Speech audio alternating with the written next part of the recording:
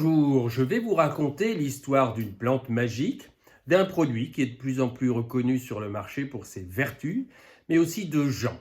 Et commençons par les gens qui parlent du sarro. Découvrons ensemble l'huile essentielle de sarro.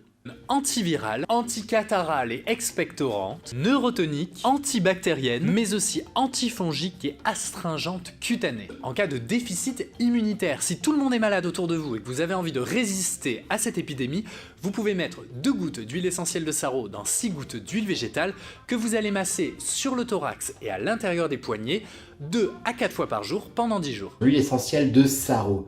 C'est une puissante alliée de l'hiver et une antivirale exceptionnelle pour les voies respiratoires. D'une huile essentielle que très peu de personnes connaissent.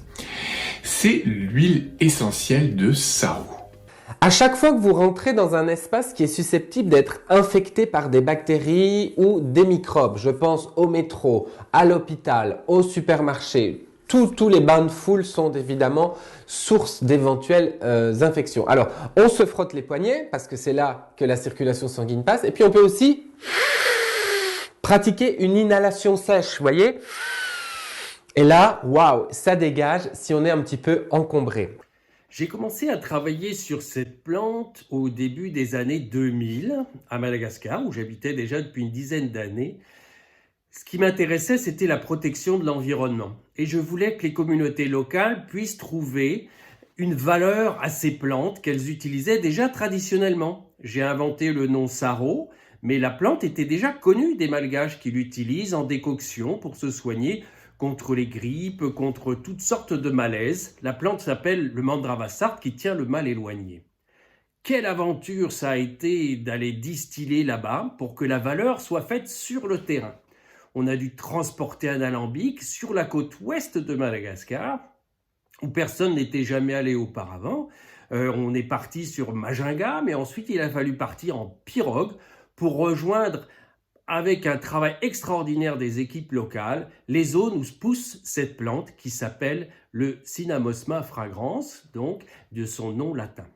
On a installé sur place cet alambic qui a surpris toutes les communautés locales qui n'avaient jamais vu ça. On est sur des villages de pêcheurs, mais ça a créé des revenus pour les femmes. Ça a été assez extraordinaire tout de suite de voir la réception des gens, car s'il y a beaucoup de poissons dans l'océan Indien, il n'y a pas beaucoup de sources de revenus sur la côte. Et ça a été un travail qu'a fait Adana, notre responsable local, mais aussi qui nous a permis d'impliquer des chercheurs. J'ai amené sur le terrain des chercheurs, en particulier les chercheurs d'Yves Rocher, puisque cette huile a des vertus cosmétiques aussi, parce qu'il fallait trouver l'efficacité de la plante, trouver l'efficacité de l'huile essentielle qu'on allait extraire, mais aussi montrer qu'elle n'était pas toxique, qu'elle n'était pas dangereuse. Et tout ça, c'est un gros travail de laboratoire. Et ces gens sont venus sur le terrain travailler avec nous pour qu'on arrive à aussi développer une production durable qui serve vraiment les communautés locales. C'est un gros boulot, mais finalement, en laboratoire, on a pu voir l'efficacité du produit et maintenant aussi sa non-toxicité qui nous a permis de le mettre sur le marché et de créer des revenus durablement auprès des communautés locales en ayant montré les propriétés incroyables de ces plantes qui étaient déjà connues des communautés locales.